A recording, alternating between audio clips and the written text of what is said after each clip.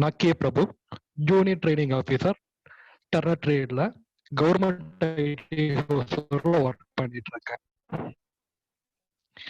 இன்னைக்கு நாம டிஸ்கஷன் பண்ற டாபிக் பேரு டிஎன்சி சிஸ்டம், அதாவது direct numerical control system and கேம்ப் ப்ரோக்ராம்.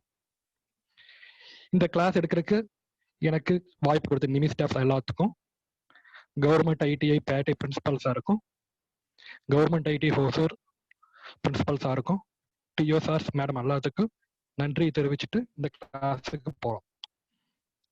ஓகே, முதல்ல ஒரு விஷயத்த தெரிஞ்சுக்கலாம். இந்த டைரக்ட் நியூமெரிக்கல் கண்ட்ரோல் அப்படின்னு சொல்லி கம்பெனில ஃபுல்லா சொல்லிட்டே இருக்க மாட்டாங்க. ஷார்ட்டா டிஎன்சி சொல்லுவாங்க. அப்ப என்ன இடத்துல டிஎன்சி சிஸ்டம்னு கூட சொல்ல மாட்டாங்க, டிஎன்சி அப்படின்னு தான் சொல்லுவாங்க. அதனால நாமளும் இங்க பின்னாடி வர டிஸ்கஷன் செஷன்ல கிளாஸ்ல டிஎன்சி ஷார்ட்டாவே தான் சொல்லுவோம். ஓகே சார், இப்ப நம்ம இன்னைக்கு என்ன பார்க்க போறோம்னு பார்ப்போம். டிஎன்சில என்ன தெரிஞ்சுக்க போறோம்னு பார்ப்போம், கேம்ப் ப்ரோக்ராம்ல என்ன தெரிஞ்சுக்க போறோம்னு பார்ப்போம். இப்ப இன்னைக்கு டிஎன்சில என்ன பார்க்க போறோம்னா, டிஎன்சியோட ஹிஸ்டரி, அதாவது டிஎன்சியோட வரலாறு என்ன, ஒரு டிஎன்சிக்கு அப்படின்னா என்ன இன்ட்ரடக்ஷன் ஒன்று கொடுக்க போறோம். அடுத்தது டிஎன்சிக்கு என்ன, எதனால டிஎன்சி தேவைப்பட்டது அப்படின்னு தெரிஞ்சுக்குவோம். டிஎன்சியோட அடிப்படை பிரின்சிபல், அதாவது அடிப்படை தத்துவம் என்னன்னு பார்ப்போம். அப்புறம் டிஎன்சியில என்னென்ன பாகங்கள் இருக்கும் அப்படின்னு பார்ப்போம். அடுத்தது டிஎன்சி எங்கெங்க உபயோகப்படுத்துறாங்க அப்படிங்கறத தெரிஞ்சுக்குவோம். அடுத்தது டிஎன்சியோட கட்டமைப்பு எப்படி இருக்குன்னு பார்ப்போம். அடுத்தது டிஎன்சியில என்னென்ன வகைகள் இருக்குன்னு நம்ம தெரிஞ்சுக்குவோம். கடைசியா டிஎன்சி என்னென்ன செயல்களை செய்யும் அப்படின்னு நம்ம தெரிஞ்சுக்கலாம். இந்த டிஎன்சி டாபிக் முடிச்ச வருது உடனடி கேம், அதாவது கம்ப்யூட்டர் எய்டட் மேனுஃபேக்சரிங் அப்படிங்கிற டாபிக் நம்ம கத்துக்குவோம். அப்ப இந்த கம்ப்யூட்டர் எய்டட் மேனுஃபேக்சரிங் டாபிக்ல என்னென்ன பாகங்கள் இருக்கும், இந்த பாகங்கள் என்னென்ன வேலை செய்யும், அடுத்ததா இந்த கேமோட உபயோகங்கள் என்ன நம்ம தெரிஞ்சுக்குவோம். இப்போ கிளாஸுக்குள்ள போகலாம். கிளாஸுக்குள்ள போறதுக்கு முன்னாடி இப்ப ஒரு சின்ன விஷயத்த டிஸ்கஷன் பண்ணிட்டே போவோம்.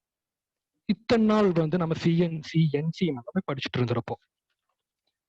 என்சினா நியூமெரிக்கல் கண்ட்ரோல், சிஎன்சினா கம்ப்யூட்டர் நியூமெரிக்கல் கண்ட்ரோல், இந்த மாதிரி படிச்சிருப்போம் நாம. இப்ப புதுசா ஒரு வார்த்தை வருது, டிஎன்சி டைரக்ட் நியூமெரிக்கல் கண்ட்ரோல் அப்படின்னு ஒரு வார்த்தை வருது. அப்ப நிறைய பேருக்கு சந்தேகம் வரும், என்னடா சிஎன்சின்னு சொன்னாங்க, இப்ப அடுத்து டிஎன்சின்னு சொல்றாங்க, சிக்கு அடுத்த லெட்டர் டிஎன்சி தானே, அப்படின்னா சிஎன்சி விட அட்வான்ஸ்டா, இல்ல சிஎன்சியில அப்கிரேட் பண்ணிட்டாங்களா, இல்லையா சிஎன்சி அப்டேட் பண்ணிட்டாங்களா, எப்படி மொபைல் போன்ல ஆப்ஸ் அப்டேட் பண்றோம் அந்த மாதிரி இது அப்டேட் பண்ணிட்டாங்களா அப்படின்னு சந்தேகம் வரும். இந்த சந்தேகத்துக்கு விட நம்ம பின்னாடி டாபிக் படிக்க படிக்க படிக்க நாம இது நமக்கு புரிஞ்சிடும். சரியா? இப்ப நம்ம உள்ள போலாம். நாம முதல்ல வரலாறு பார்த்துருவோம். எப்பவுமே பாத்தீங்கன்னா சொல்லுவாங்க வரலாறு மிக முக்கியம்னு சொல்லி எல்லாத்துக்குமே, அதனால நம்ம வரலாறோடவே தொடங்குவோம். சிஎன்சிங்கிறது, அதாவது ஒரு நியூமெரிக்கல் கண்ட்ரோலுங்கிறது 1950களில் தொடங்குச்சு.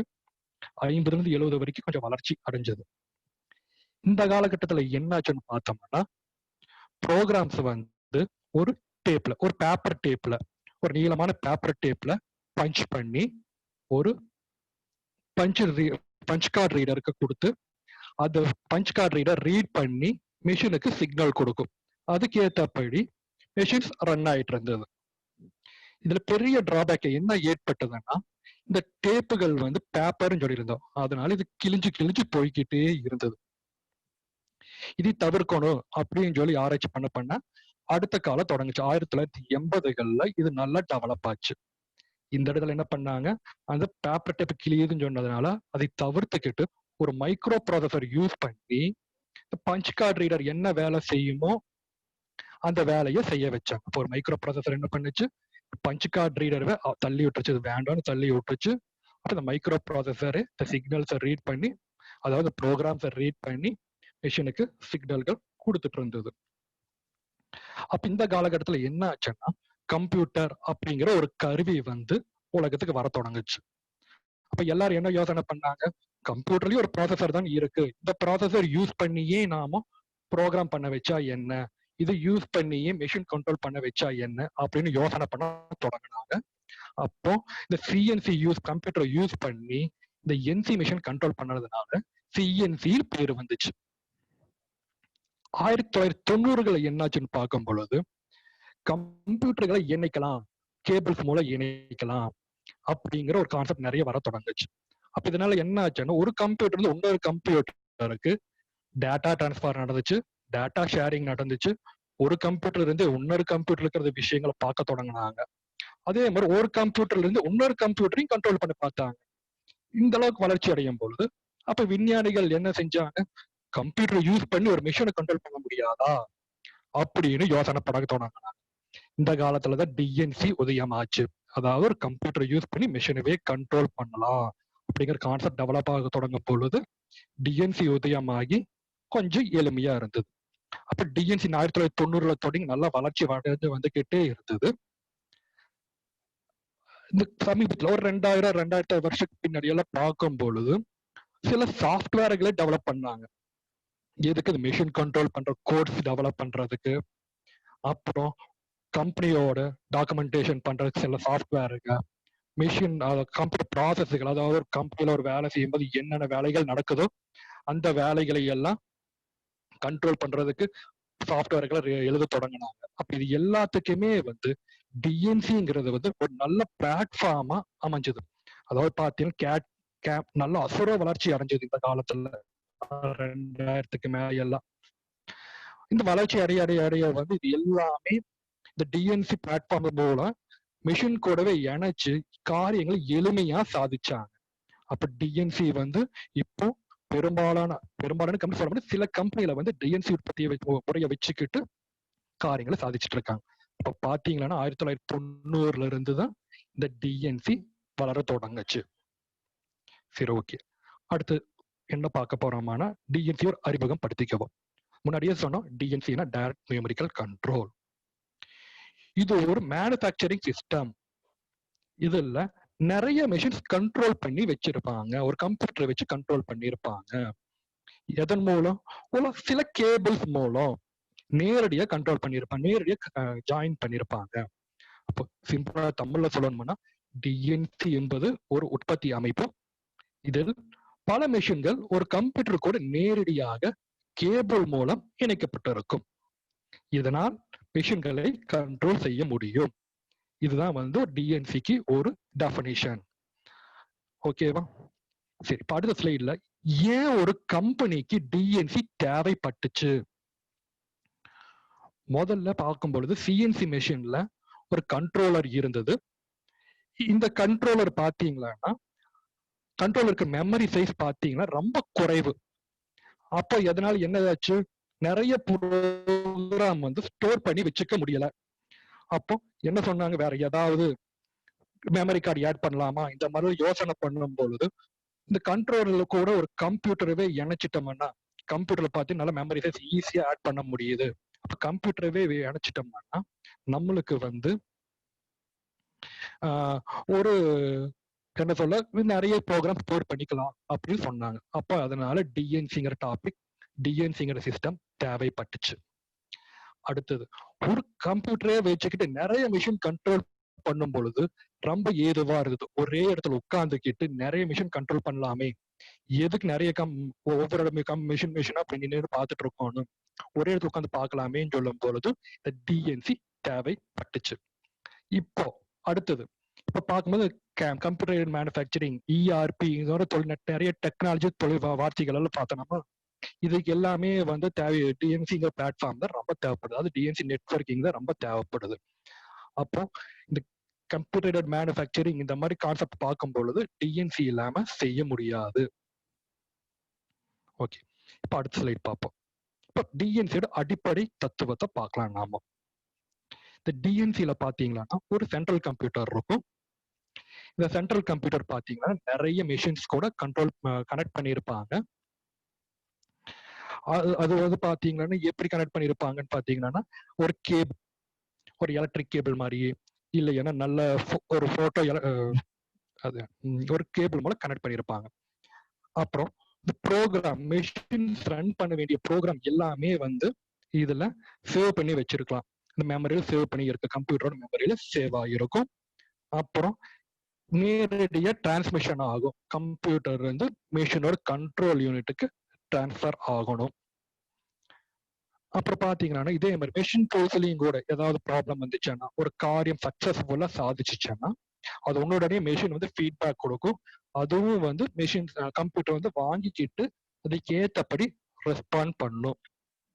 அப்புறம் கம்ப்யூட்டர்லயே வச்சுக்கிட்டு எல்லாமே பண்ணலாம். ஒரு கம்ப்யூட்டர் ஒரே இடத்துல உட்காந்துட்டு வேலை செய்யலாம்னு சொன்னோமா, அப்போ கம்ப்யூட்டர்ல வந்து ஏதாவது மாறுபச்சு ஒரு வேலை சிஎன்சி மிஷின்ல ஏதாவது டூல் ஏதாவது கரைஞ்சு போயிருச்சு, ஒரு டூல் யாராவது வந்து கொஞ்சம் டேமேஜ் ஆயிருச்சு, டூல் வந்து எரோட் ஆயிருச்சு, இந்த மாதிரி கான்செப்ட் பார்க்கும் பொழுது மெஷினே வந்து கம்ப்யூட்டருக்கு வந்து ஃபீட்பேக் கொடுக்கும். அதுக்கு ஏற்றபடி மெஷின் வந்து வேலை செய்யும். அப்போ பேசிக் பிரின்சிபல் என்ன சொல்லுதுன்னா, ஒரு சென்ட்ரல் கம்ப்யூட்டர் கூட பல வகையான மெஷின்கள் கனெக்ட் பண்ணியிருப்பாங்க. பார்ட் ப்ரோக்ராம் வந்து மெஷின்ல கிடையாது, கம்ப்யூட்டர் ஸ்டோர் பண்ணியிருப்பாங்க. இந்த கம்ப்யூட்டர் வந்து பார்ட் ப்ரோக்ராம்ல எடுத்து கரெக்டான மெஷின்களை கொடுக்கணும். இதுதான் வந்து ஒரு தத்துவம். இது பேசிக்கான வேலை ஒரு டிஎன்சியோடது. சரி, இப்ப என்னென்ன பாகங்கள் இருக்குன்னு பார்ப்போம். டிஎன்சியில வந்து முக்கியமா ஒரு சென்ட்ரல் கம்ப்யூட்டர் இருக்கும். இந்த சென்ட்ரல் கம்ப்யூட்டருங்கிறது ஒண்ணுமே இல்லை, ஒரு பிசி, பர்சனல் கம்ப்யூட்டர் கூட சொல்லலாம், இல்லைன்னா ஒரு ஒர்க் ஸ்டேஷன் சொல்லலாம். சின்ன கம்பெனியா இருந்துச்சுன்னா ஒரு பிசி போதும், ஒரு பெரிய கம்பெனியா இருந்தா ஒரு ஒர்க் ஸ்டேஷன் வச்சுக்கலாம். இந்த ஒர்க் ஸ்டேஷன் கூட ஒரு அஃபோர்டபுள் மெமரி ஸ்டோரேஜ் ஸ்பேஸ் அது வந்து இணைச்சு வச்சிருக்கோம் நாம. அடுத்தது என்ன தேவைப்படும்னா கேபிள்கள் தேவைப்படும். அப்புறம் வந்து நம்மளுக்கு சிஎன்சி மிஷினா இருந்துச்சுன்னா ரொம்ப உபயோகமா இருக்கும். சிஎன்சி மிஷினே இருந்தா போதும். இப்ப 4 பாகங்கள் இருந்தா போதும்.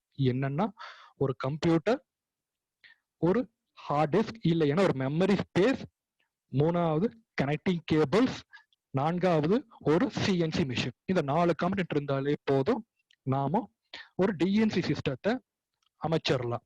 ஒரு சிஎன்சி இல்லாம நிறைய சிஎன்சி இருந்துச்சுன்னா அதுவும் ரொம்ப நல்லதுதான். சரி, இது எப்படி கனெக்ட் பண்ணிருப்பாங்க? இந்த டிராயிங் பார்த்தா தெரியும். இந்த மெமரி ஸ்பேஸ், ஸ்டோரேஜ் ஸ்பேஸ் வந்து சென்ட்ரல் கம்ப்யூட்டர் கூட கேபிள்கள் மூலம் இணைச்சிருப்பாங்க. அது மிக நெருக்கமாவே இருக்கும். அதனால ஒட்டுக்காவே டிராயிங் போட்டு காமிச்சிட்டோம். அதாவது பாத்தீங்கன்னா ரேம் போயிட்டு வந்து ஈஸியா ப்ரோக்ராம் தொலாவி எடுத்துட்டு வரணும். அதனால கம்ப்யூட்டர் பக்கத்திலேயே மெமரி ஸ்பேஸ் இருக்கும். அப்புறம் கம்ப்யூட்டர்ல இருந்து ஒவ்வொரு மெஷின்ஸையும் கனெக்ட் பண்ணியிருப்பாங்க. இது 2வது கனெக்ஷன். புரிஞ்சுங்க? முதல் கனெக்ஷன் என்ன, கம்ப்யூட்டருக்கும் மெமரி கார்டுக்கும், மெமரி கார்டுன்னு சொல்லக்கூட மெமரி ஸ்பேஸுக்கும். 2வது கம்ப்யூட்டர்ல இருந்து மெஷின்களுக்கும் கனெக்ட் ஆகிருக்கணும். ஓகேவா? மெஷின் சொல்லக்கூடாது, மெஷின் இருக்கிற கண்ட்ரோலர் யூனிட் கூட கனெக்ட் ஆகிருக்கும். அப்புறம் கண்ட்ரோலர் யூனிட் வந்து மெஷின் கூட பில்ட் பண்ணியிருப்பாங்க. அப்போ மெஷின் கண்ட்ரோலர் யூனிட் வந்து மெஷினை ஓட்டிக்கும். சரியா? இப்ப புரியுதான்னு பாருங்க. ஒரு கம்ப்யூட்டர் இருக்கு, கம்ப்யூட்டர் கூட ஒரு மெமரி ஸ்பேஸ் இருந்துட்டே இருக்கும்.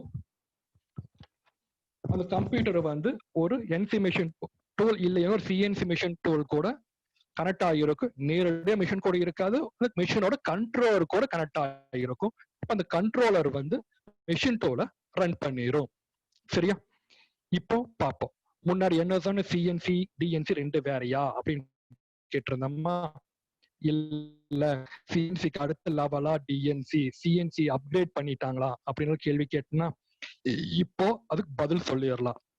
சிஎன்சின்னு போயிட்டோம்னா பெரும்பாலும் ஒரு மெஷினை தான் சொல்லுவாங்க. உதாரணத்துக்கு CNC lathe, CNC milling machine, CNC machining centre அப்படின்னு சொல்லிட்டு ஒரு மிஷினை குறிப்பிட்டு சொல்லுவாங்க. இல்ல 4-5 மிஷின்களை மட்டும் குறிப்பிட்டு சொல்லுவாங்க. புரிஞ்சோட பாருங்க, சிஎன்சின்னு சொன்னோம்னா ஒரு மிஷினை குறிக்கல, பல மிஷின்களை தான் குறிக்கும். இப்ப டிஎன்சிங்கிறது என்னன்னா, இந்த எல்லா மெஷின்களையும் கேபிள் மூலம் கம்ப்யூட்டர் கூட இணைச்சிட்டோம்னா அது பேரு டிஎன்சி. அப்ப சிஎன்சி மெஷினுங்கிறது வந்து டிஎன்சியோட ஒரு பாகம் மட்டுமே. புரிஞ்சுங்களா? இது சிஎன்சி சிஎன்சி இல்லாம டிஎன்சி கிடையாது. ஓகே, அப்ப சிஎன்சி அப்கிரேடும் பண்ண கிடையாது, சிஎன்சிக்கு அடுத்த லெவலும் கிடையாது. டிஎன்சிங்கிறது வந்து ஒரு உற்பத்தி முறை. இந்த உற்பத்தி முறையில சிஎன்சியை வந்து மிக ரொம்ப அற்புதமா நம்ம உபயோகப்படுத்தி பாகங்களை தயாரிக்கலாம், மிக வேகமா பொருட்களையும் உற்பத்தி பண்ணலாம். மறுபடியும் சொல்லிடுறேன், டிஎன்சிங்கிறது வந்து ஒரு உற்பத்தி முறை. இந்த உற்பத்தி முறையில ஒரு கணிப்பொறி, இந்த கணிப்பொறி கூட பல சிஎன்சி மிஷினை கனெக்ட் பண்ணி இந்த சிஎன்சி மிஷினுக்கான ப்ரோக்ராம் கம்ப்யூட்டர் கொடுக்க இந்த மிஷின்கள் உற்பத்தி செய்யும். இதுதான் விஷயம். ஆக மொத்தம் டிஎன்சிங்கிற சிஸ்டத்துல சிஎன்சி இருக்கு.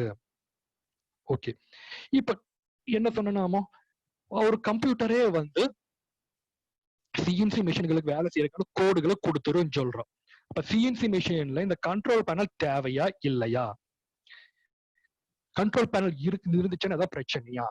பிரச்சனையெல்லாம் ஒன்றும் கிடையாது. இருந்தாலும் தப்பு இல்லை. ப்ரோக்ராம்ஸ் வந்து அந்த சென்ட்ரல் கம்ப்யூட்டரை கொடுக்க நாம இங்க இருக்கிற கண்ட்ரோலர்ல இருக்கிற ப்ரோக்ராம் கீஸை நாம எடிட் பண்ண வேண்டிய அவசியமே இல்லை. அது யூஸ் பண்றது ரொம்ப ரொம்ப ரொம்ப குறைவு. தேவைப்பட்டால் மட்டுமே கை வைப்போம், இல்லைன்னா கை வைக்க வேண்டிய அவசியமே இல்லை. அதாவது ப்ரோக்ராம் கீஸ் வந்து இங்க நம்ம உபயோகப்படுத்த வேண்டியது இல்லை சிஎன்சி மிஷின்ல. ஏன்னா டிஎன்சி சிஸ்டத்துல இருக்கிற இந்த சென்ட்ரல் கம்ப்யூட்டரே தேவையான சிக்னல்ஸ் கொடுத்துரும். என்னென்ன சிக்னல் கொடுக்கும் அப்படின்னு சொல்லிட்டு பின்னாடி நம்ம பார்ப்போம். அதாவது ப்ரோக்ராம்ல என்ன இருக்கு, ஜி கோட் இருக்கும், எம் கோட் இருக்கும். அதுக்கேற்றபடி கம்ப்யூட்டரே கொடுக்க மிஷின் கண்ட்ரோலர் யூனிட் அந்த சிக்னல்ஸ் எல்லாம் வாங்கி கேட்டு மிஷின்ஸ் வேலை செய்ய வைக்கும். அப்ப இந்த டூல் ஆஃப்செட், ஒர்க் ஆஃப்செட், இந்த மாதிரி விஷயம், டூல் கிளாம்பிங், இந்த மாதிரி விஷயத்துக்கெல்லாம் என்ன செய்ய, அதுக்கு மட்டும் இந்த கண்ட்ரோல் யூனிட் கீஸ் நம்ம யூஸ் பண்ணி வேலை செய்ய வைக்கலாம். ஓகே, புரிஞ்சவங்க பாருங்க. பாத்தீங்கன்னா சிஎன்சி ப்ரோக்ராம் சென்ட்ரல் கம்ப்யூட்டரே கொடுக்க நாம இங்க ப்ரோக்ராம் மிஷின்ல வந்து இதுல ஒன்றும் செய்ய வேண்டிய அவசியமே கிடையாது. ப்ரோக்ராம் எடிட் பண்ணணும்னு நினைச்சாலும் கூட சென்ட்ரல் கம்ப்யூட்டர்லயே பண்ணிக்கிட்டு இதுக்கு அனுப்பிச்சு வச்சிடலாம்.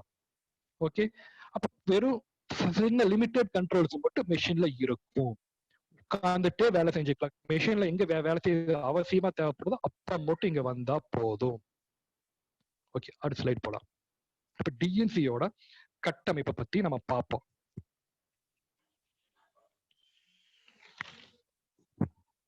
டிஎன்சி கட்டமைப்பு பாத்தீங்கன்னா 2 பிரிவா இருக்கு. முதல் கட்டமைப்பு பேரு வந்து டிஎன்சி துணை கம்ப்யூட்டர் இல்லாத டிஎன்சி சிஸ்டம், அதாவது DNC system without satellite computer. தமிழ்ல சொல்லும் பொழுது துணை கம்ப்யூட்டர் இல்லாத, துணை கணிப்பொறி இல்லாத டிஎன்சி சிஸ்டம் அப்படின்னு சொல்லணும். இரண்டாவது டைப் வந்து DNC system with satellite computer. இதில் தமிழ்ல சொல்லணும்னா துணை கம்ப்யூட்டருடன் கூடிய டிஎன்சி சிஸ்டம். அப்ப துணை கம்ப்யூட்டர்னா என்ன? துணை கம்ப்யூட்டர் சின்ன வகை கம்ப்யூட்டர் தான், ஒரு வீட்டுல யூஸ் பண்ற பிசி மாதிரி தான். இந்த சின்ன கம்ப்யூட்டரே வந்து மிஷின்ஸுக்கான சிக்னல்ஸ் கொடுத்துக்கும், அதையே கண்ட்ரோல் பண்ணிக்கும். அப்போ இந்த துணை கம்ப்யூட்டர் சொன்னது மறுபடியும் சொல்ற பாருங்க, துணை கம்ப்யூட்டர் சாதாரண வீட்டுக்கு சின்ன சின்ன கம்ப்யூட்டர்கள் தான், இதே வந்து மிஷின்களை கண்ட்ரோல் பண்ணிக்கும். உள்ள டீப்பா படிக்கும் பொழுது ஃபுல்லா டிஸ்கஷன் பண்ணலாம். இப்ப அடுத்தது டிஸ்கஷன் பண்ண போறோம். முதல் டைப் பார்ப்போம். முதல் type DNC system without satellite computer, அதாவது துணை கணிப்பொறி இல்லாத டிஎன்சி அமைப்பு. அப்ப இதில் துணை கம்ப்யூட்டர்கள் தேவையே இல்லை. மெயினா சாதாரண டிஎன்சி சிஸ்டம் எப்படி இருக்குதோ அதுதான் வந்து அது அந்த டைப் தான் இது. அது முன்னாடி என்ன பார்த்தா டிஎன்சின்னு எப்படி இருக்குன்னு பார்த்தோமா அதே டிராயிங் தான் இது. டிஎன்சி அமைப்புல எப்படி எல்லாம் அமைஞ்சிருக்குன்னு பார்த்தோமா அதே டிராயிங் தான். இப்போ அடிப்படையா அப்படிதான் எல்லா டிஎன்சி சிஸ்டம் இருந்துச்சு. என்ன இருந்துச்சு? ஒரு சென்ட்ரல் கம்ப்யூட்டர் இருந்தது, அது கூட ஒரு மெமரி ஸ்பேஸ் இருந்தது. சென்ட்ரல் கம்ப்யூட்டர் இருந்து மிஷினோட கண்ட்ரோலர் யூனிட் கனெக்ட் பண்ணியிருந்தாங்க. அந்த கண்ட்ரோலர் யூனிட் வந்து மிஷின்ஸை ஆப்ரேட் பண்ணிச்சு. ஓகேவா? புரிஞ்சிருக்குன்னு நினைக்கிறேன். முதல்ல பார்த்ததே தான். இப்போ அடுத்த டைப் பார்ப்போம். டிஎன்சி சிஸ்டம் துணை கம்ப்யூட்டர் கூடியது, அதாவது துணை கம்ப்யூட்டர் கூடிய டிஎன்சி அமைப்பு. DNC system with satellite computer. இந்த எல்லாத்துலயும் இருக்கிற மாதிரி ஒரு சென்ட்ரல் கம்ப்யூட்டர் இருக்கும், இது கூடயும் மெமரி ஸ்பேஸ் இருக்கும். இந்த சென்ட்ரல் கம்ப்யூட்டர் கூட இந்த துணை கம்ப்யூட்டர்களை கனெக்ட் பண்ணியிருப்பாங்க. அதாவது சேட்டலைட் கம்ப்யூட்டர்னு சொல்றோமா, சேட்டலைட் கம்ப்யூட்டர் கூட கனெக்ட் பண்ணியிருப்பாங்க. இந்த சென்ட்ரல் ஒவ்வொரு சேட்டலைட் கம்ப்யூட்டருக்கும் மெமரி ஸ்பேஸ் இருந்துகிட்டே தான் இருக்கும். ஒரு சேட்டலைட் கம்ப்யூட்டர் கூட ரெண்டு மிஷின் கண்ட்ரோல் இணைச்சிருக்கலாம், 3 கூட இணைச்சிருக்கலாம், 4 கூட இணைச்சிருக்கலாம். நம்ம சௌகரியத்துக்கு ஏற்றபடி இணைச்சிருக்கலாம். அது பிரச்சனை கிடையாது.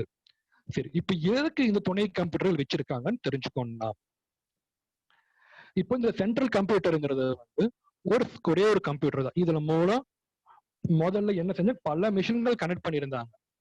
இப்போ இந்த சென்ட்ரல் கம்ப்யூட்டர் இந்த டிஎன்சி வேலை இல்லாம வேற ஏதாவது வேலை செய்யலாம், வேற வேலை செய்யறதுக்கு உபயோகப்படுத்தலாம். அதாவது பாத்தீங்கன்னா ஒரே இடத்துல உட்கார்ந்துக்கிட்டு எலக்ட்ரிக்கல் லைன்ஸ் கண்ட்ரோல் பாக்குறதுனா பார்க்கலாம். சப்போஸ் ஒரு ஹைட்ராலிக் கம்பெனியா இருந்துச்சுன்னா ஹைட்ராலிக் மூவ்மெண்டிங்கோட ஒரு தடவை பாக்குறதுல பாத்துக்குவாங்க. அப்ப இந்த மாதிரி எல்லாம் போயிட்டு இருக்கும் பொழுது இந்த சென்ட்ரல் கம்ப்யூட்டர் வச்சுக்கிட்டு இந்த மிஷின் ஆப்ரேட் பண்ண முடியாத சுச்சுவேஷன் ஏற்படும். அப்ப என்ன செய்வாங்க, இந்த சென்ட்ரல் கம்ப்யூட்டர்ல இருந்து இந்த துணை கம்ப்யூட்டருக்கு வந்து சிக்னல்ஸ் கொடுத்துருவாங்க. அங்கிருந்து கட்டளைகள் டேட்டாஸ் எல்லாமே கொடுத்துருவாங்க. அப்போ அந்தந்த துணை கம்ப்யூட்டர்கள், அதாவது பாத்தீங்கன்னா அந்த சென்ட்ரல் கம்ப்யூட்டர் என்ன செய்யும், ஒரு 3 துணை கம்ப்யூட்டர்கள் இருக்கான்னா அந்த துணை கம்ப்யூட்டருக்கு என்ன ப்ரோக்ராம் போகணும்னு சொல்லி டிசைட் பண்ணி அதே கொடுத்துரும். அப்ப 3 துணை கம்ப்யூட்டர் இருக்கான்னா 3 வகையான டேட்டாஸ் வந்து 3 வகையான கம்ப்யூட்டர் கரெக்டா கொடுத்துரும். அப்போ இந்த சென்ட்ரல் கம்ப்யூட்டர் இருந்துக்கிட்டு இந்த 3 கம்ப்யூட்டர்ல என்ன வேலை செய்யும் அப்படின்னு சென்ட்ரல் கம்ப்யூட்டர் வச்சு பார்த்துக்கலாம். பெரும்பாலான வேலைகள் துணை கம்ப்யூட்டரே பண்ணிரும். அப்போ இந்த சென்ட்ரல் கம்ப்யூட்டர் வந்து அளவான வேலை மட்டும் செய்யும், என்ன தகவல் மட்டும் கொடுத்துக்கிட்டு உட்காந்துக்கும். அப்புறம் துணை கம்ப்யூட்டருக்கு வேலை செய்யுதான்னு பார்க்கும். இப்போ 2 வேலை மட்டும் தான் செய்யும். என்னென்ன வேலை செய்யும், டேட்டாஸ துணை கம்ப்யூட்டர்களுக்கு கொடுத்துரும். இந்த துணை கம்ப்யூட்டர்கள் வேலை செய்தான் மட்டும் பார்க்கும், மெஷின் வேலை செய்தான் நல்லா பார்க்காது. ஏன்னா துணை கம்ப்யூட்டர்களே வந்து மெஷின் வேலை செய்யறத பார்த்துக்கும்.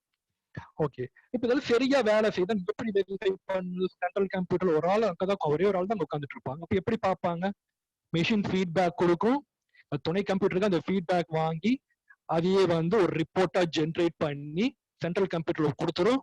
அப்ப அந்த சென்ட்ரல் கம்ப்யூட்டருக்கு அந்த பர்சன் ஒரே ஒரு பர்சன் உட்காந்துட்டு இருப்பாரு, அவரு வந்து இதைய வெரிஃபை பண்ணிக்குவார், எல்லா வேலையும் கரெக்டா நடக்குதான்னு சொல்லிக்கிட்டு.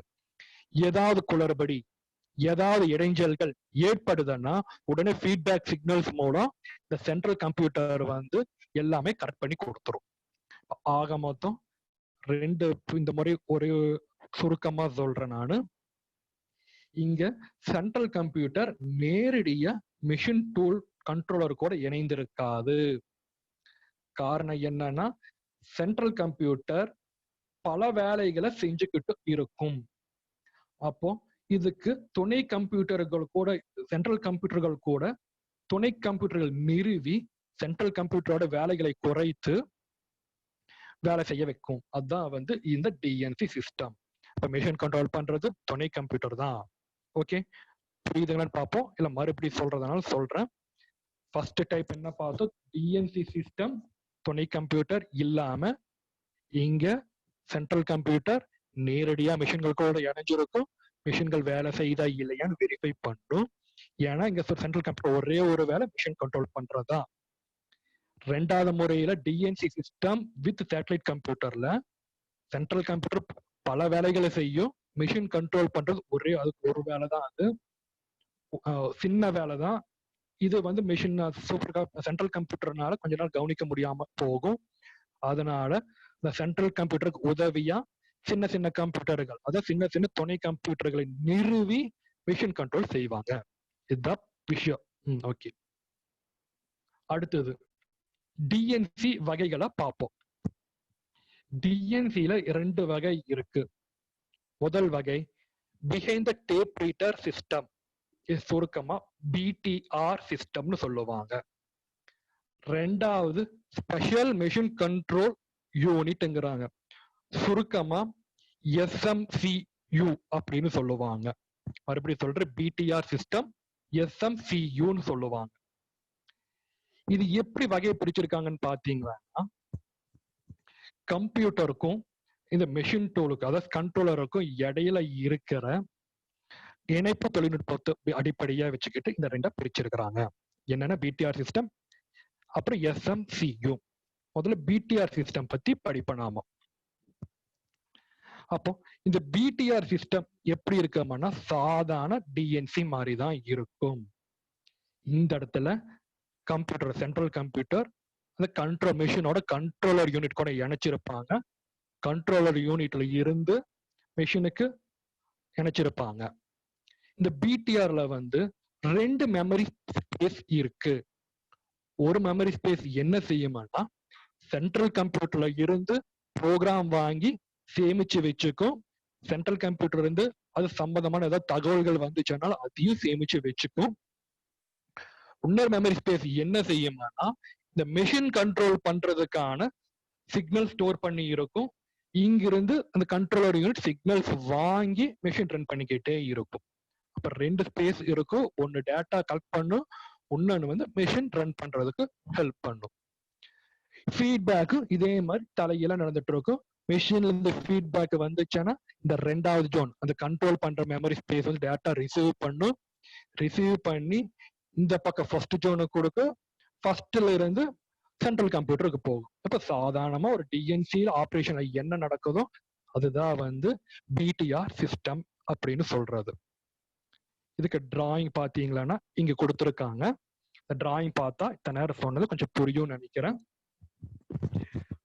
ஒரு கம்ப்யூட்டர், அந்த கம்ப்யூட்டர்ல இருந்து கண்ட்ரோலர் யூனிட்டுக்கு சிக்னல்ஸ் கிடைக்கும். ஃபர்ஸ்ட் ஸ்டோரேஜ் வந்து இந்த சிக்னல்ஸ் ரிசீவ் பண்ணி ஸ்டோர் பண்ணிக்கும்.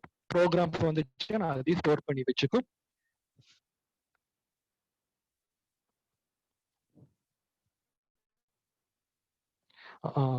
அடுத்தது வந்து செகண்ட் ஸ்டோரேஜ்ல இருந்து மெஷினுக்கு வந்து கண்ட்ரோல் பண்ற சிக்னல்ஸ் எல்லாமே ஸ்டோர் ஆயிட்டு இருக்கும்.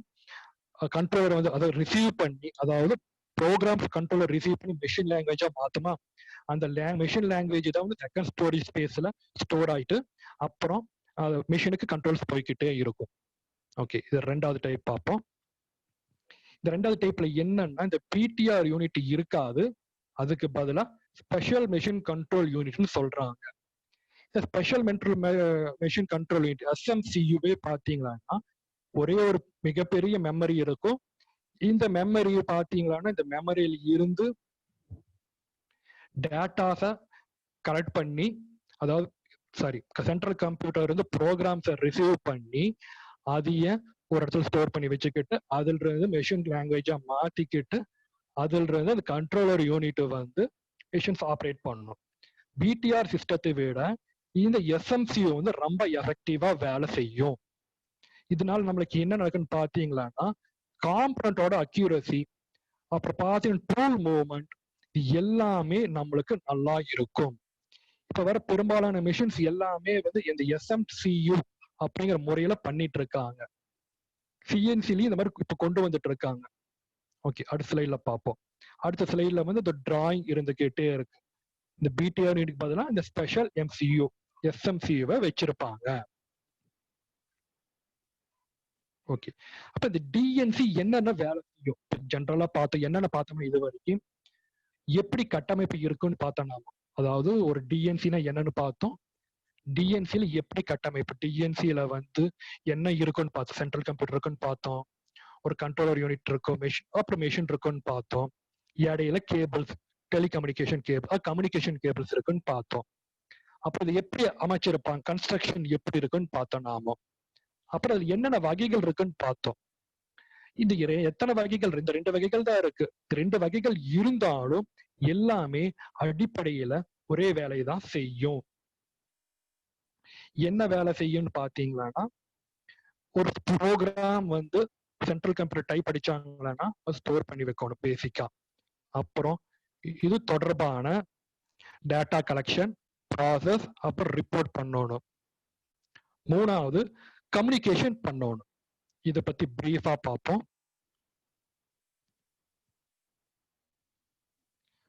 ஃபர்ஸ்ட் ஃபங்க்ஷன், ஃபர்ஸ்ட் செயல்பாடு என்ன செய்யணும்னா ப்ரோக்ராம் அங்க மிஷின்ல சென்ட்ரல் கம்ப்யூட்டர் நடக்கிறத வந்து சேமிச்சு வைக்கணும் முதல்ல.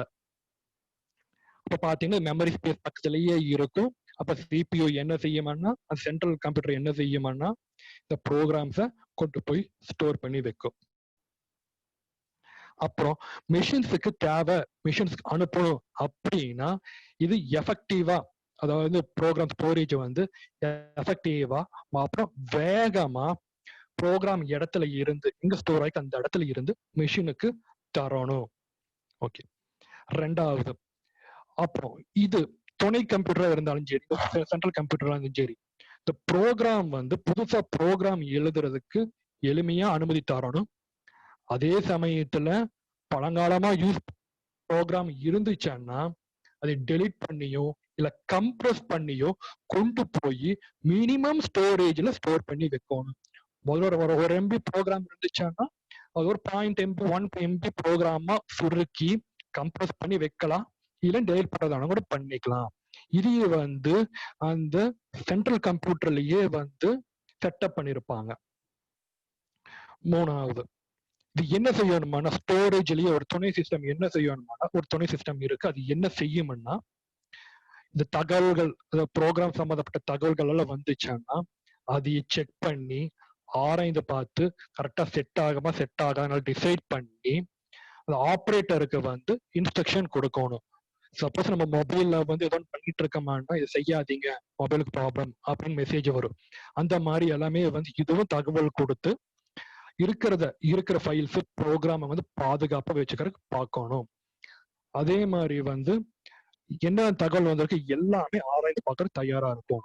சிம்பிளா சொன்னோம்னா உள்ளிருக்கிற ப்ரோக்ராம் வந்து டிஸ்டர்ப் ஆகாம இருக்கிறதுக்கு அதுக்கு தேவையான தகவல்கள், அதுக்கு தேவையான தகவல் வாங்கி அதுலயும் ஷார்ட் லிஸ்ட் பண்ணி வேணுங்கிறத மட்டும் செக் பண்ணிக்கிட்டு ரெடியா வச்சுக்கணும். அது எந்த ப்ரோக்ராமுக்கு அந்த டேட்டாஸ் எல்லாம் கொடுத்தோம்னா கரெக்டா எடுத்து கொடுக்க தெரியணும். இந்த மாதிரி நிறைய வரும். ஓகே, அடுத்த ஸ்லைட் பார்ப்போம். Data collection, processing and reporting. இதுல என்ன ஆகுன்னு பாத்தீங்கன்னா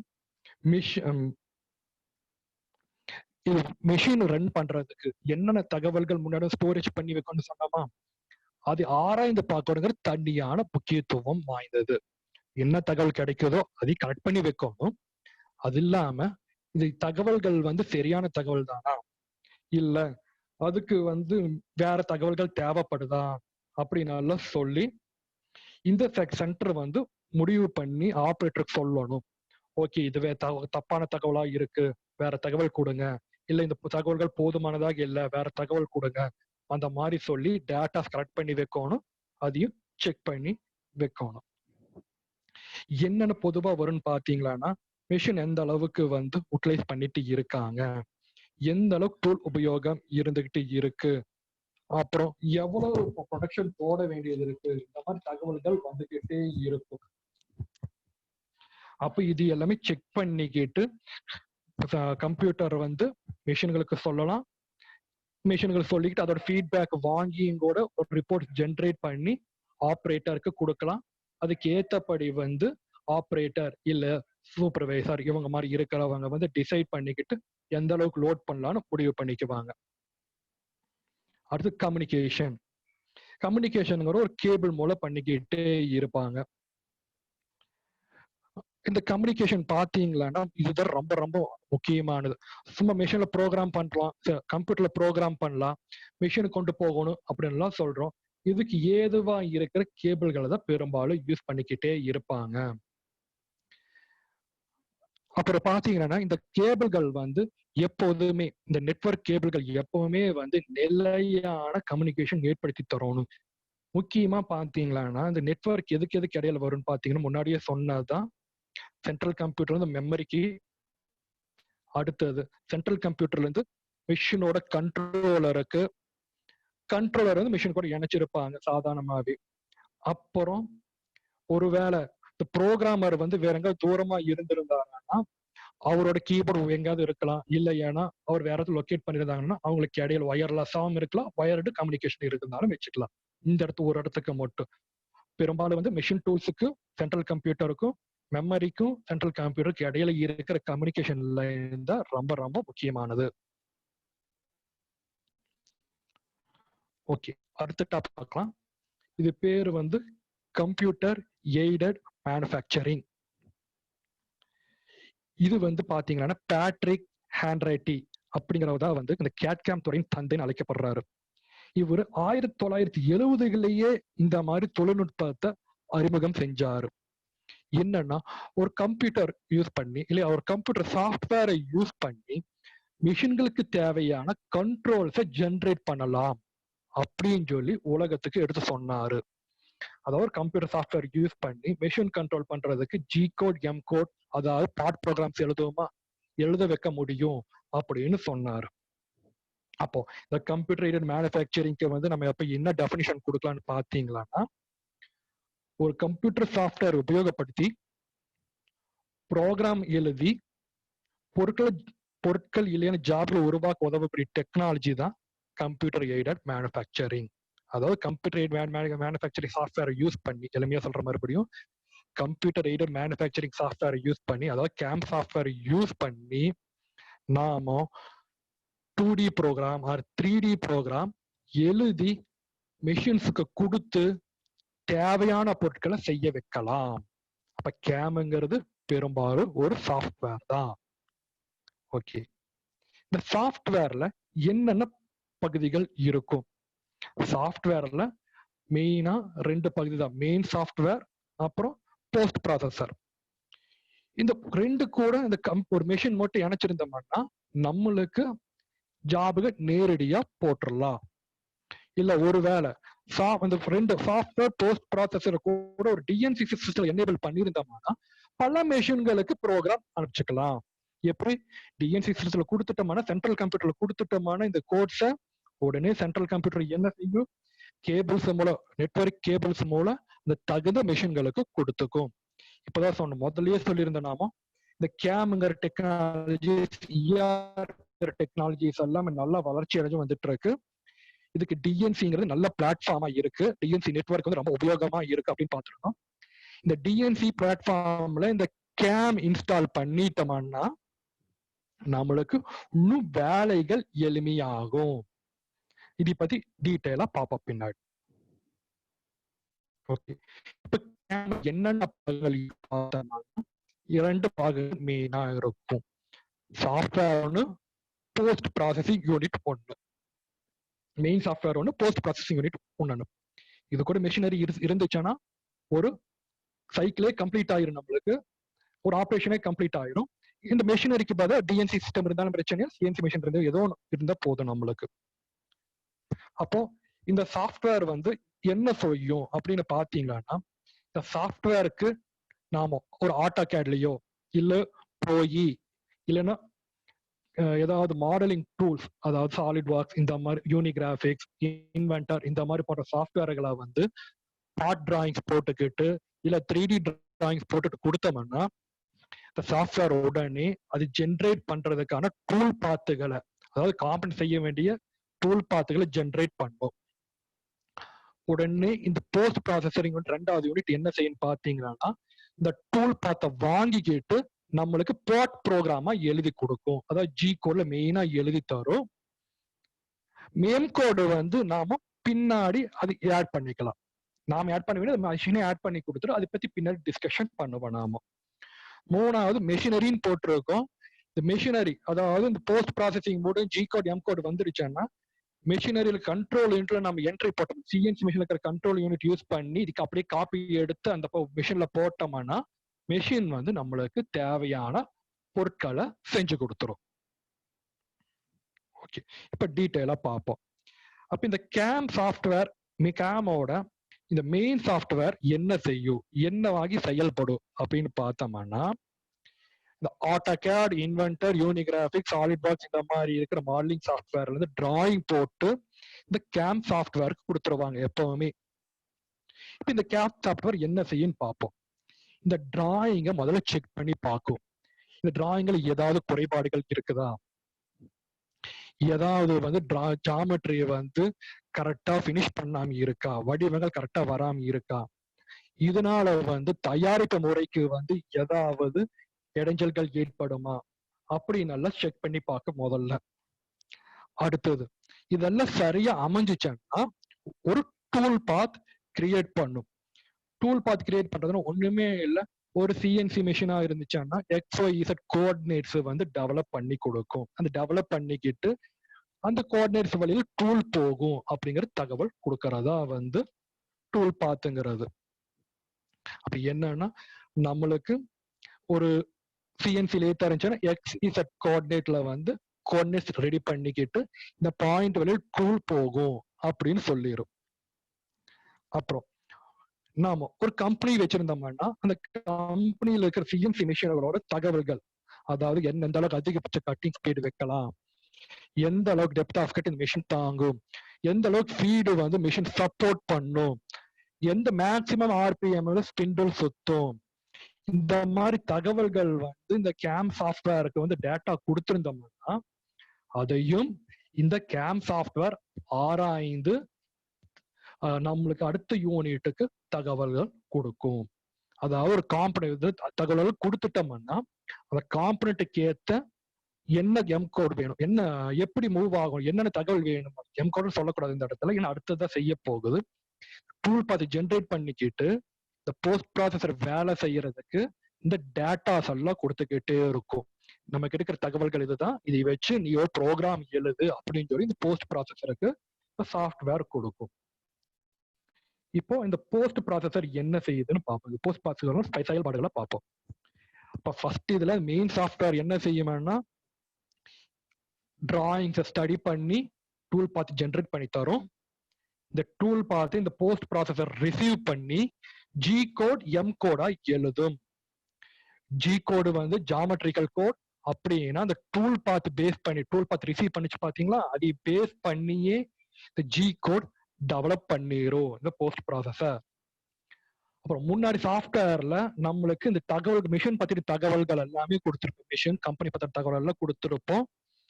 இந்த தகவல்கள் எல்லாமே போஸ்ட் ப்ராசஸர் இப்ப ரிசீவ் பண்ணி ஓகே இந்த காம்பனன்ட் மெட்டீரியல் மைல்டு ஸ்டீலா இல்ல அலுமினியமா அப்படின்னு அதுக்கு தெரிஞ்சிருக்கும், முன்னாடியே சொல்லியிருப்பாங்க. மைல்டு ஸ்டீல்னா ஓகே கட்டிங் ஸ்பீட் இவ்வளவு வைக்கலாம், ஃபீட் இவ்வளவு வைக்கலாம், ஸ்பிண்டல் இவ்வளவு ஆர்பிஎம்ல சுத்த வைக்கலாம், கூலண்ட் வந்து இது சப்ளை பண்ணலாம் அப்படிங்கிற தகவல் எல்லாமே, அதாவது எம் கோட்ஸ்ல எல்லாமே இதே ஃப்ரேம் பண்ணிக்கிட்டு நம்மளுக்கு உடனே ஒரு ப்ரோக்ராம் ரெடி பண்ணி கொடுத்துரும், பக்காவை ரெடி பண்ணி கொடுத்துரும். இப்ப நம்ம என்ன செய்வோம், மேனுவலா ஒரு ப்ரோக்ராம் உட்காந்து எழுதுவோம், அதுக்கு பதிலா ஒரு அந்த டிராயிங் பார்த்துட்டு மேனுவலா ப்ரோக்ராம் எழுதுவோம். அதுக்கு பதிலா இந்த டிராயிங்கே வந்து கேம் சாஃப்ட்வேர்ல கொடுத்துட்டோம்னா நம் ரொம்ப எஃபெக்டிவா ப்ரோக்ராம் எழுதி தரும். பிராக்டிக்கலா பார்க்கும் பொழுது மேனுவல் ப்ரோக்ராமிங்கை விட இந்த கேம் ப்ரோக்ராமிங்ல பார்க்கும் பொழுது நியர்லி 5 to 10% வந்து நம்மளுக்கு கட்டிங் ஸ்பீட் நல்லாவே இருக்கும். அதாவது ஒரு நிமிஷத்துல ஒரு ஜாப் கம்ப்ளீட் பண்றாங்களா இருந்துச்சுன்னா ஒரு 54 செகண்ட் 55 செகண்ட்லயே வந்து இந்த ஜாப் கம்ப்ளீட் பண்ற மாதிரி எஃபெக்டிவான டூல் தான் கேம். அடுத்தது பார்ப்போம். இப்ப மெஷினரி என்ன செய்யும், இப்ப பாத்தீங்கன்னா போஸ்ட் ப்ராசஸர் என்ன செய்யும், பார்ட் ப்ரோக்ராம் எழுதுன்னு சொல்லிட்டோமா, இந்த பார்ட் ப்ரோக்ராமை காப்பி எடுத்து அந்த மிஷினோட கண்ட்ரோலர்ல பிளேஸ் பண்ணிட்டோம்னா போதும். உடனே என்ன செய்யும், இந்த மிஷின் வந்து சிமுலேஷன் பார்த்துக்கிட்டு நாம ஆஃப்செட் மட்டும் செட் பண்ணி கொடுத்துட்டோம்னா மிஷின்ஸ் கண்டினியூஸா ஜாப் போட தொடங்கிட்டே இருக்கும். இந்த இடத்துல மிஷின்ல கொடுத்துட்டோம்னா சிம்பிளா முடிஞ்சிருச்சு, ஒரே ஒரு மிஷினுக்கு மட்டும் போகும். அதுக்கு பதிலா இந்த கேம் சாஃப்ட்வேர் போஸ்ட் ப்ராசஸரை கொண்டு போய் டிஎன்சியில நாம பிக்ஸ் பண்ணிட்டோம்னா டிஎன்சியே வந்து எந்த மிஷின் ஆப்ரேட் பண்ணணும்னு நினைக்குதோ அந்த மிஷினுக்கு மட்டும் இந்த பக்காவை இந்த ஒரே ஒரு ப்ரோக்ராமை கொடுத்து ரன் பண்ண வைக்கும். ஒருவேளை பல ப்ரோக்ராம்கள் இருந்துச்சுன்னா, ஒரு காம்பனெண்ட்ல நிறைய காம்பனெண்ட் இருந்து நிறைய ப்ரோக்ராம்கள் இருந்துச்சுன்னா இந்த ப்ரோக்ராம்கள் வந்து டிஎன்சி என்ன செய்யும், எந்த மிஷின்ல கொடுத்தா நல்லா வேலை செய்யும் அப்படின்னு தெரிஞ்சு வச்சிருக்கிறது முன்னாடியே அதுக்கு உடனே வந்து கரெக்டா தள்ளி கொடுத்து அட் அ டைம்ல எல்லாமே பக்காவே முடிச்சு கொடுத்துரும். இப்ப கேம்ங்கிறது ஒரு சாஃப்ட்வேர், அந்த சாஃப்ட்வேர்ல வந்து டிராயிங்ஸ் கொடுத்துட்டோம்னா நம்மளுக்கு பார்ட் ப்ரோக்ராமா எழுதி தரும். இதுதான் விஷயம். ஓகே, இப்போ பாத்தீங்கன்னா உலக அளவில் நிறைய சாஃப்ட்வேர் பேக்கேஜஸ் இருக்கு கேம் சாஃப்ட்வேர்ல. சில மட்டும் சொல்றேன் நானு. ஃபியூஷன் 360 சொல்றாங்க, master CAM, H CAM, SolidWorks CAM, solid CAM, power mill, Cimatron, இந்த மாதிரி நிறைய போய்கிட்டே இருக்கு. நிறைய கம்பெனிஸ் இருக்கிறதுனால நிறைய பேக்கேஜஸ் இருக்கு. இப்ப இருக்கிற கேம் சாஃப்ட்வேர்ல பாத்தீங்கன்னா இதுலயே டிராயிங் போற அளவுக்கு ஃபெசிலிட்டிஸோட வந்துருச்சு. அப்ப தேர்ஃபோர் ஒரே ஒரு கேம் சாஃப்ட்வேர் இருந்தாலே போதும், டிராயிங் போட்டுக்கலாம், சிஎன்சி கோடு மட்டும் நம்ம ஜென்ரேட் பண்ணிக்கலாம். ஓகே, இந்த கேம்ங்க எங்க உபயோகப்படுத்துறாங்கன்னு பாத்தீங்கன்னா இப்போதைக்கு பெரும்பாலும் எங்க வேகமாக உற்பத்தி தேவைப்படுதோ அங்க வந்து கேம் உபயோகப்படுத்திக்கிட்டே இருக்காங்க. அப்புறம் ரொம்ப நுணுக்கமான அக்யூரேட் ஆன ப்ரெசிஷனான காம்பனன்ஸ் எங்க செய்யணுமோ அந்த இடத்துலயும் உபயோகப்படுத்திக்கிட்டு இருக்காங்க. அப்ப எங்கெங்க பார்த்தோம்னா aerospace industries, automotive industries, medical field, chemical industries, இந்த மாதிரி நிறைய இண்டஸ்ட்ரீஸ்ல யூஸ் பண்ணிக்கிட்டு இருக்காங்க. இப்ப இந்த ஏரோஸ்பேஸ் இண்டஸ்ட்ரியில ஏன் யூஸ் பண்றாங்கன்னு பாத்தீங்கன்னா நிறைய காம்ப்ளெக்ஸ் ஷேப் இருந்துகிட்டே இருக்கும். கர்விலினியர் ஜாப்ஸ் நிறைய இருந்துகிட்டே சிலிண்டர்கள் இருக்கிறத விட கர்விலினியரா வளைஞ்சு நெளிஞ்சு போற மாதிரி காம்பனன்ட்ஸ் இருக்கும். உள்ள வந்து ப்ரொஃபைல்ஸ் வந்து நாசில் வர இடத்துல, பம்ப்ஸ் வர இடத்துல எல்லாமே வந்து நிறைய இன்ட்ரிகேட்டட் ஷேப்ஸ் எல்லாமே வந்துகிட்டே இருக்கும். இதுக்கு வந்து டிராயிங் மட்டும் போட்டு கொடுத்துட்டோம்னா கேம் வந்து ஈஸியா நம்மளுக்கு டூல் பாத் ஜென்ரேட் பண்ணி ஒரு பார்ட் ப்ரோக்ராம் எழுதி கொடுத்துரும். இங்க பாத்தீங்கன்னா சில காம்பனன்ட்ஸ் காமிச்சிருக்கு. மாஸ்டர் கேம் யூஸ் பண்ணி ப்ரோக்ராம் பண்ணி மெஷின் பண்ண காம்பனன்ட்ஸ் காமிச்சிட்டு இருக்கு.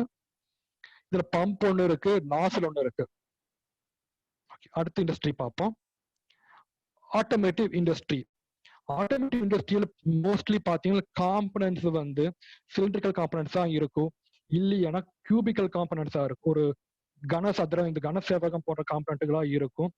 அப்புறம் ஒரு அளவான, அதாவது ஈஸியா ஓரளவுக்கு கஷ்டப்படுத்துற மாதிரி கர்வ்ஸ் இருந்துகிட்டே இருக்கு. ரொம்ப சிரமமா இருக்காது, ஏரோஸ்பேஸ்ல இருக்கிற மாதிரி காம்ப்ளிகேட்டடா இருக்காது. இது ஓரளவுக்கான கர்வ் ஆப்ஜெக்ட்ஸ் இருந்துகிட்டே இருக்கு நம்மளுக்கு. இந்த இடத்துல என்னன்னு பாத்தீங்கன்னா மெயினா காம்பனன்ட்ஸ் பெரும்பாலும் அலுமினியம் இல்லைன்னா ஸ்டீல்ல பண்ணியிருப்பாங்க. அப்ப இந்த இடத்துக்கு வந்து ஸ்ட்ராங்கான ப்ராப்பர்ட்டிஸ் தேவைப்படும். அதாவது ஒரு சிலிண்டர் பிஸ்டன் அசம்பிளி எடுத்துட்டோம்னா ரிஜிடா இருக்கணும், அதே சமயத்துல வந்து ஈஸி ஆப்ரேஷனா இருக்கும். அப்போ அதுக்கு வந்து க்ளோஸ், அதாவது என்ன சொல்லணும்னா ஃபைன் ஃபிட்ல காம்பனன்ட்ஸ் எல்லாம் செய்ய வேண்டியது இருக்கும். அப்போ இந்த இந்த கேம் ப்ரோக்ராம் என்ன செய்யும்னா எஃபெக்டிவா நம்மளுக்கு ப்ரோக்ராம் பண்ணி கொடுத்து ஹெல்ப் பண்ணும்.